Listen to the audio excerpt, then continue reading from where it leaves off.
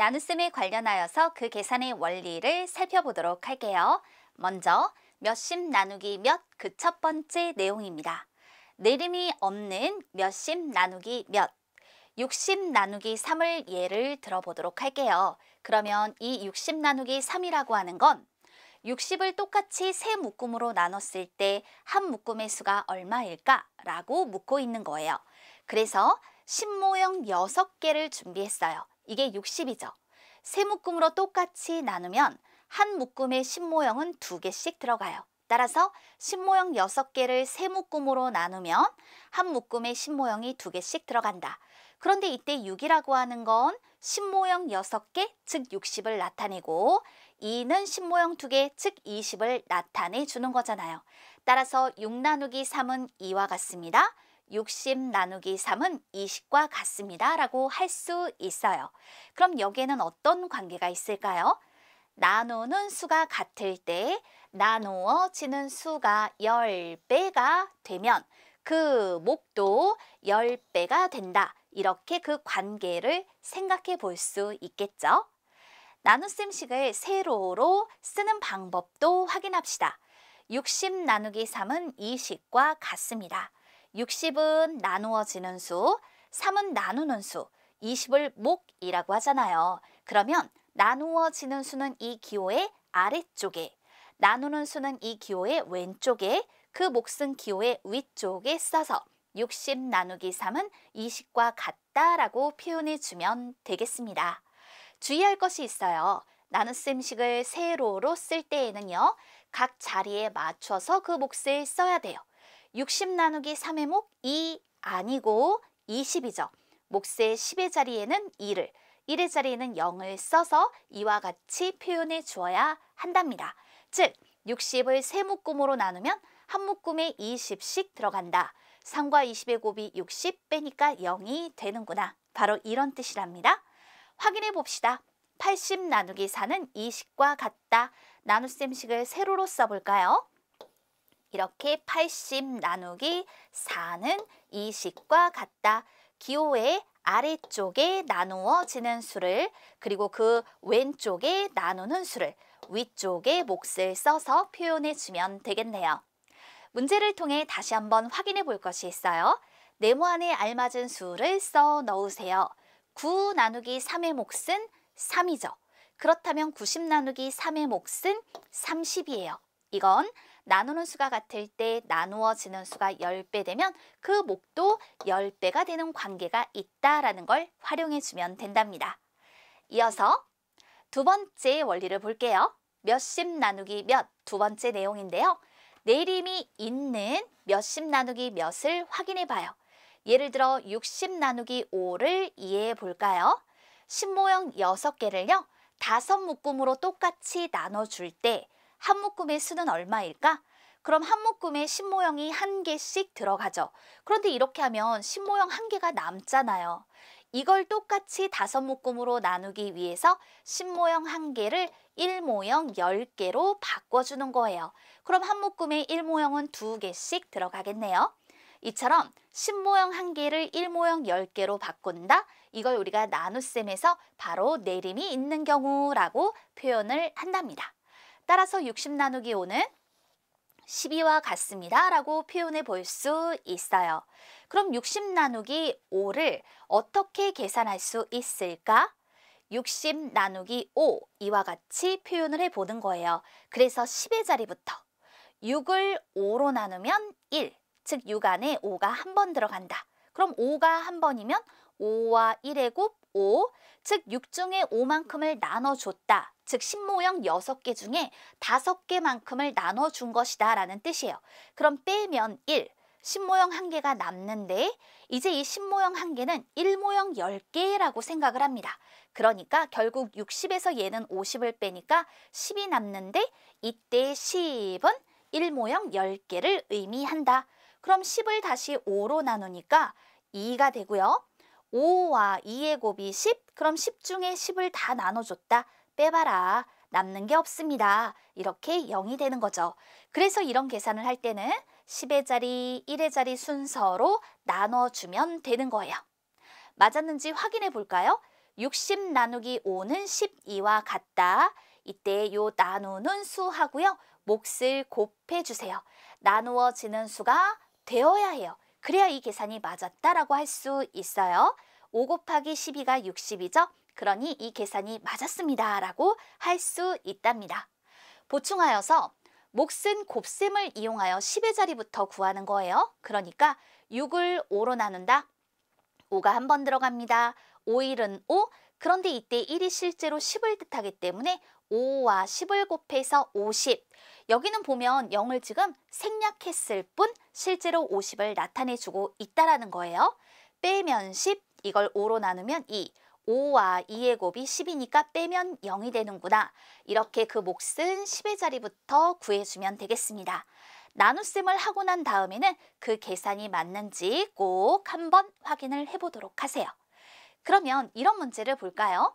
네모 안에 알맞은 수를 써 넣으세요. 90 나누기 6이에요. 10의 자리부터 계산을 합니다. 9 안에 6이 한 번. 그런데 이때 몫에 10의 자리에 1을 썼기 때문에 실제로 1은 10을 뜻해요. 따라서 6 곱하기 10은 60. 90 중에 60만큼을 나눠줬다라는 뜻이죠. 그럼 남는 건 뺐을 때 30. 이걸 다시 6으로 나누면 5. 6과 5의 곱이 30. 그러니까 30 중에 30을 나눠줬으니 빼보면 0이 되겠습니다. 이런 뜻이죠. 70을 5로 나눠보도록 할게요. 7 안에 5가 한 번 들어가요. 그런데 몫의 10의 자리에 1을 쓴 건 실제로 10. 5하고 10을 곱해서 50. 빼보면 20. 20 안에 5가 4번 들어가요. 그럼 5가 4번이니까 5 곱하기 4가 20. 빼면 0이구나. 이처럼 계산해 볼 수 있습니다. 내림이 있는 경우도 만나본 거예요. 세 번째, 몇십몇 나누기 몇 그 첫 번째 내용인데요. 내림이 없는 셈에 대해서 확인해 볼까요? 64 나누기 2는 64를 똑같이 두 묶음으로 나눴을 때 한 묶음의 수라고 생각해 주면 돼요. 그랬더니 10모형 6개와 1모형 4개를 두 묶음으로 나눠보세요. 한 묶음에 10모형 3개, 1모형 2개. 따라서 64 나누기 2는 32와 같다라고 할 수 있는 거죠. 그러면 세로로 어떻게 계산할까? 10의 자리부터 계산합니다. 6을 2로 나누면 6 안에 2가 3번 들어가요. 2가 3번이니까 2와 3을 곱해 6, 빼니까 0. 그러면 이제 1의 자리에 있는 수 4를 내려주는 거예요. 즉 이 얘기는 64에서 60을 빼니까 4가 되더라. 그 4를 2로 다시 나누니까 4 안에 2가 2번 들어간다. 2가 2번이면 2는 4. 그만큼 빼주니 0이 되더라. 맞았을까요? 이럴 때 나누는 수하고 몫을 곱했을 때 나누어지는 수가 되어야 합니다. 따라서 이 계산은 맞았다. 몫은 곱셈을 이용하여서 구할 거고 10의 자리부터 구해주세요. 6을 2로 나누면 3, 이때 3은 실제로 30이니까 2하고 30을 곱해 60, 그만큼 빼면 4고 4를 2로 나누면 2, 2와 2의 곱은 4니까 4에서 4를 빼면 0이 된다. 이렇게 계산을 해주면 되겠어요. 개념을 알 수 있겠나요? 문제를 통해 다시 한번 다져봅시다. 네모 안에 알맞은 수를 써 넣으세요. 40을 4로 나눕니다. 그러면 이럴 때 몫은 10이죠. 4 나누기 4가 1이잖아요. 그러니까 40 나누기 4는 10과 같다. 이렇게 표현해요. 또 8 나누기 4는 8 안에 4가 2번 들어가니까 2예요. 그렇다면 48을 4로 나누면 그 몫은 12로 표현이 되겠네요. 또 60 나누기 6은 10이고 6 나누기 6은 1이니까 66을 6으로 나누면 11과 같다라고 할 수 있습니다. 몇십몇 나누기 몇의 몫을 이런 방법으로 구해볼 수 있답니다. 이어서 몇십몇 나누기 몇 두 번째 내용으로 내림이 있는 경우를 만나봐요. 45 나누기 3.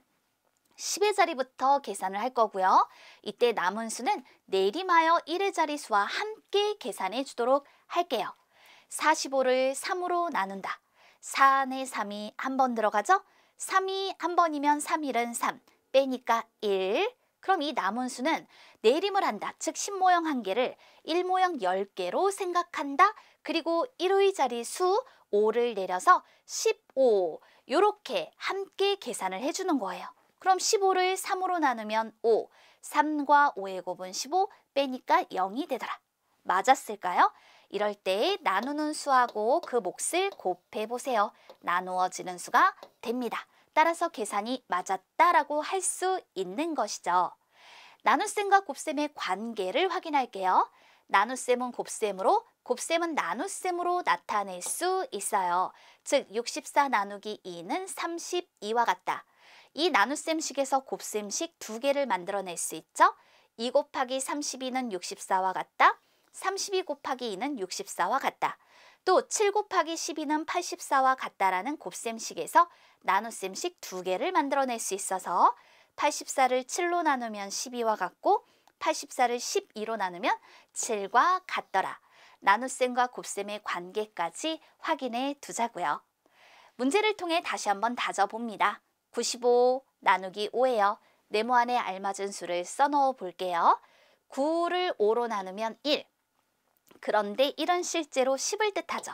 따라서 5하고 10을 곱한 50만큼을 나눠준 거예요. 그럼 95에서 50을 빼니까 45가 남죠. 그걸 다시 5로 나누면 45 안에 5가 9번 들어가요. 5가 9번이면 5, 9, 45 빼니까 0이 되는구나. 이렇게 계산을 해주죠. 51을 4로 나눠봅시다. 그러면 5 안에 4가 1번. 이때 1은 실제로 10을 뜻하니까 4에다 10을 곱해 40 빼면 12가 남죠. 그걸 다시 4로 나누면 12 안에 4가 3번 들어가요. 4가 3번이면 4 곱하기 3, 12가 되고 빼니까 0이 되더라. 이와 같이 내림이 있는 경우의 셈도 확인해 볼 수 있습니다.